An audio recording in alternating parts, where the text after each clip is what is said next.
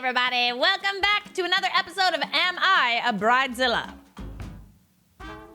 We all know you're a bridezilla, sweetheart. Don't look at me like that with your side eye. Your eyes on the side of your head. Hum, hum. Am I the a-hole for refusing to have an intimate reception with mine and my fiance's parents after my parents decided they will not attend our wedding? So this post was actually deleted by the person who originally posted it. I wonder why.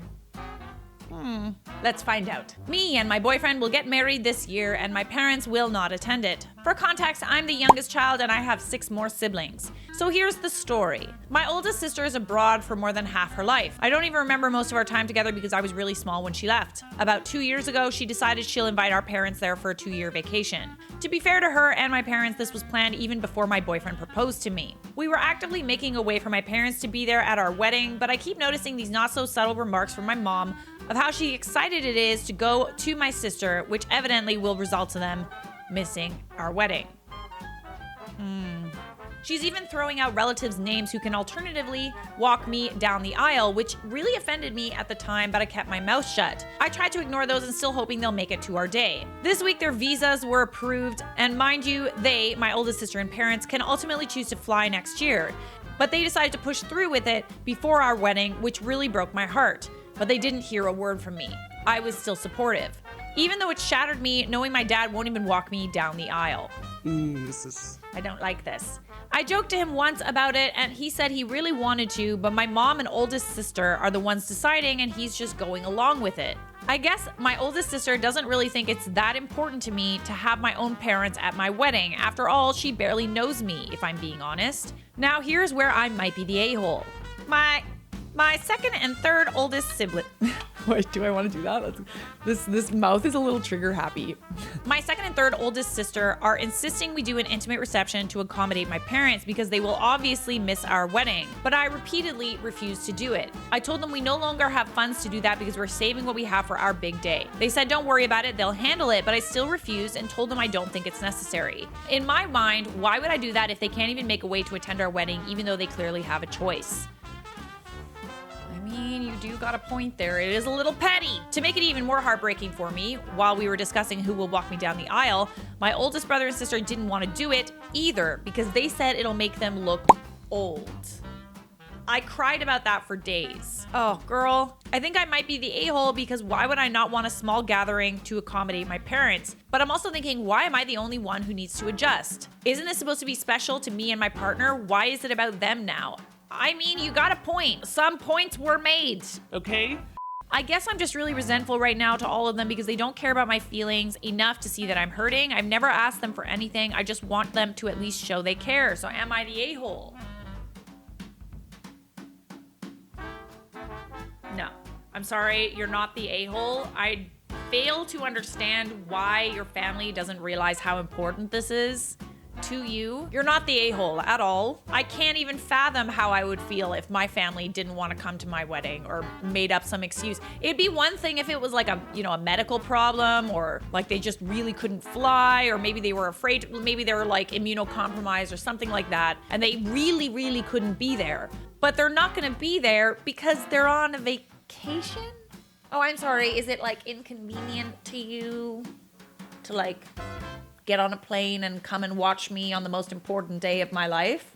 Right, got it. I think you're not the a-hole, but let's see. This was so frustrating to read. Speak up, otherwise you're gonna end up lashing out and then you will be the a-hole. I actually do agree with this. I mean, unfortunately, it's kind of up to you to tell them that they're doing something wrong in the first place, even though they should know. I'm of the opinion that people really should know, especially about something like this, but the fact that you're not saying anything, girl, you gotta stick up for yourself. But right now, they think you're perfectly fine with what they're doing because you never told them otherwise. Good point. Many points were made. Should it be obvious? Yes, but you're going along with it this whole time and not standing up for yourself, which makes them think you don't care, so they don't think they're doing anything wrong. At the same time, I would be really hurt if I even had to tell my parents that I want them at my wedding. It would hurt that they wouldn't want to be there in the first place. Obviously not the a-hole, but learn to tell people how you feel respectfully. OP says, yeah, I know, sorry. I am kind of frustrated at myself too for not speaking up, and I'm not in the least proud of it, but like I said, it's not easy. I can't. I applaud people who can put into words exactly how they feel, how I wish I could do the same. Honestly, the longer you bottle it up, the worse it's gonna be when you finally tell them. All right, my dear, you are not the a-hole, and this goes for all of you. Learn how to express your boundaries in a healthy and respectful way. Unfortunately, you need to teach people how to respect you. I wonder why she deleted it. Maybe she realizes that she should have said something, even though, you know, it's something that honestly, she shouldn't even have to ask for, to be honest. Honestly. Yes. Is my sister ignorant, a psycho, or am I a bridezilla? I'm getting married soon, and my little sister sent me pictures of 2 dresses she liked.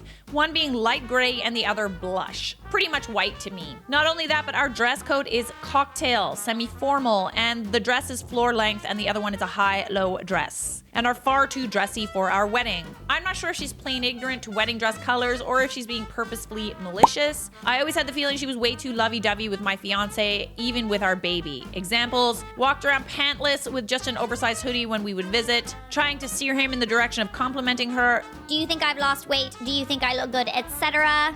Has directly told me she thinks he's cute while drunk. Acting way too motherly with our daughter, coming up with her own pet name, saying my baby, and talking about how she would love to have my life. Yes, I'm not exaggerating. Okay. She's the baby of the family and princess, so you can guess she's spoiled and doesn't like being told no. I'm not sure what to say or do, but I honestly feel like screaming at her.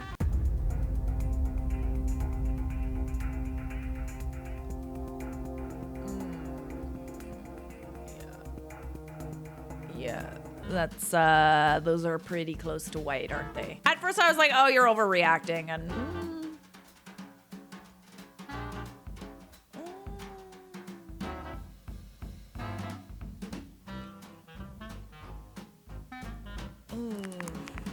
Oh, sisterly love. I would definitely tell her that the dress colors are inappropriate. And maybe the style of dress is a little bit too dressy. You gotta communicate your feelings, you guys. You might be acting a little bit irrationally. Just a little bit. I wouldn't necessarily say bridezilla, but I would definitely say how you feel and then see her reaction. And then ask again. I'll be waiting. All right, some people are saying that the sister's behavior is a little bit concerning. I don't know. Honestly, sometimes things can sound concerning depending on how they're written and when you compile them like that. I would definitely say if she doesn't respect your wishes with the dress, then that's a far greater indication that there's something off about your relationship.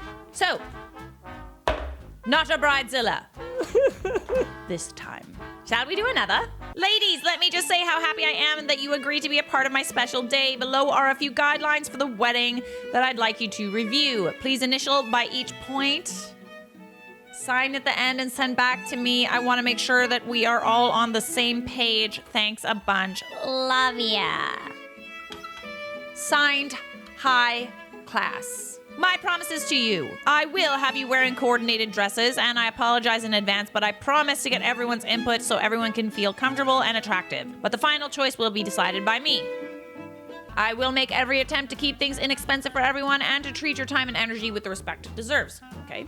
Your promises to me. You will purchase the decided upon bridesmaid's dress when the time comes without a fuss, even if it wasn't the one you liked most. You will pay a $100 deposit agreeing to these terms. That deposit will be added to your dress cost. Deposit is non-refundable.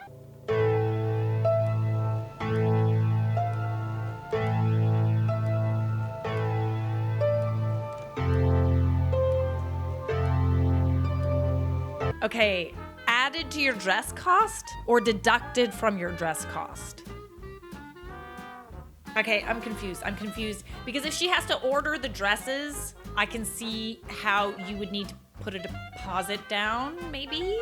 I'm more freaked out about this contract, just to be honest. Yeah, the contract's a bit much. Okay, other people feel the same way. As soon as a contract is placed in front of a normal person to be a bridesmaid, that is the universe's way of telling you to say no thank you. That is ridiculous. Except for the last point, I would agree with what the bride wanted if she just asked me, but a contract, nope, no way. Number one, it shows that she has no trust in me or thinks I have no trust in her. Otherwise, that's why she's writing it. Two, it is an indication of what might be down the road with them. Listen, all right, companies write contracts all the time. Honestly, I'm never gonna do anything without a contract again. But when it comes to like your friends and family,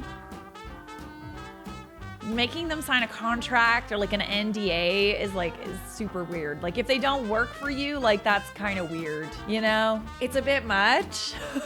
Absolutely, I don't mind the deposit part until she said non-refundable, like yeah, in bold letters too. That was aggressive. It's going toward the cost of the dress, so I wouldn't mind spreading the cost, but not to even get it back should something go wrong. Hard pass. Yeah, agreed. That's a good point. Non-refundable? What, you're just gonna keep the money? That's weird. You should be giving people's money back if something goes wrong. Putting things in writing does help people make sure they're fully comprehending what's being agreed to. It helps minimize potential for hurt feelings down the line. But this is a friend on a social occasion, not a business agreement. All right. You're a bridezilla. Sorry. Not sorry. Uno más. Uno más. And this one is a doozy.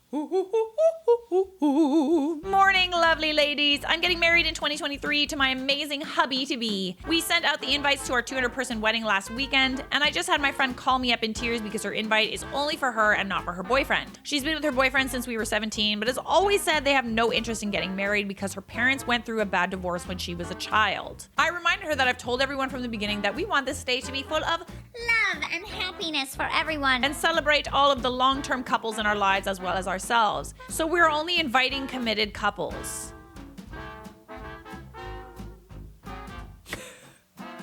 You know best. My friend then started shouting down the phone that she'd been with her boyfriend for over a decade without any breaks, which was not the case for half of the married couples in our friendship group. Oh, that's the tea. Slurp that up. She then pointed out that my hubby-to-be and I wouldn't even be together if it weren't for her boyfriend. Hubby used to work with him, but they lost touch after hubby changed jobs to earn more for us. And that we'd only been dating for a year to begin with, when you know. I'm going to have to disinvite her now after her attitude toward us, but I'm worried that some people might take her side and also not come out of support for her. She's always the victim. You kind of sound like you're making yourself the victim here, sweetheart. Has anyone else had a situation like this? Did you just invite other people to make up for those who drop out? You're basically shaming her for her choices to not want to be married because of her own trauma. Explain to me how you are not a bridezilla, because we think you are. Ham. Love the snide jab about him changing jobs to make more for us. Oh yeah, that's a good point. I didn't even catch that. Oh, yeah, he changed jobs because we wanted more money. Yeah, that's like... Bonus points for only and always referring to him as hubby. He's not your hubby yet. Hubby. Ooh. I hate the word hubby. Like, I hate it. I'm sorry if you use the word hubby. I love how that was literally the next person down below. I hate you. Honestly, honey, you are being a bridezilla, and I can tell just by the way that you've written this post. Check yourself before you wreck yourself. Subscribe.